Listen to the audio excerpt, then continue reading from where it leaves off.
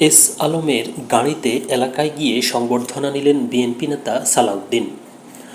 আলোচিত ও সমালোচিত ব্যবসায়ী গোষ্ঠী এস আলমের মালিকানাধীন গাড়িতে চড়ে নিজ এলাকায় গিয়ে সংবর্ধনা নিলেন বিএনপির স্থায়ী কমিটির সদস্য ও সাবেক যোগাযোগ প্রতিমন্ত্রী সালাউদ্দিন আহমেদ। গত বুধবার দুপুর 12:15টার দিকে ঢাকা থেকে তিনি কক্সবাজার বিমানবন্দরে পৌঁছান। এরপর দলের নেতাকর্মীদের গাড়িবহরের সঙ্গেই পেকুয়ায় পৌঁছান তিনি।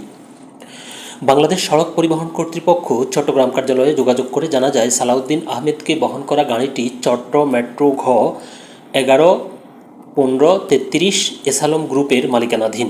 এস আলম পাওয়ার প্ল্যানের নামে এটি 2010 সালে নিবন্ধন করা। ঠিকানা লেখা আছে এস আলম ভবন, চট্টগ্রাম নগরের আসাদগঞ্জ। এটি এস আলম গ্রুপের প্রধান কার্যালয়। বিআরটিএ চট্টগ্রামের উপপরিচালক আইনুল হুদা গাড়িটি এস আলম গ্রুপের নামে নিবন্ধন করা বলে প্রথম আলোকে নিশ্চিত করেন।